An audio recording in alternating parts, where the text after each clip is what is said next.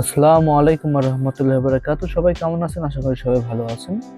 আজকে একটা সিরাপ নিয়ে আলোচনা করবো। অবশ্যই স্ক্রিনে দেখতে পাচ্ছেন হেমোরন।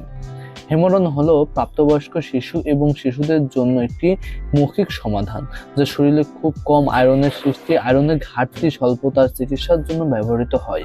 এই পণ্যটি ব্যবহৃত আয়রনের রূপের অর্থ হলো আয়রন যুক্ত ওষুধের তুলনায় এটি পেট খারাপ হওয়ার সম্ভাবনা খুব কম এবং দাঁতের রং বিবর্ণ করবে না।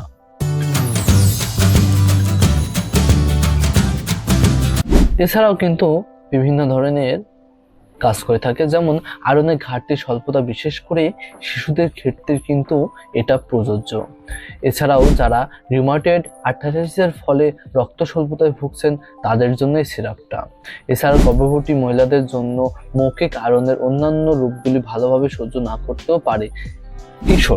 কিশোরদের ক্ষেত্রে প্রতিদিন 10 মিলি এবং 6 থেকে 11 বছর বাচ্চাদের জন্য 5 থেকে 10 মিলি এবং 6 থেকে 24 মাস বাচ্চাদের জন্য প্রত্যেকদিন 2.5 মিলি এবং 2 থেকে 5 বছরের শিশুদের জন্য প্রতিদিন 5 মিলি এবং প্রাপ্তবয়স্কদের জন্য প্রত্যেকদিন 5 থেকে 10 মিলি প্রতিদিন 3 বার।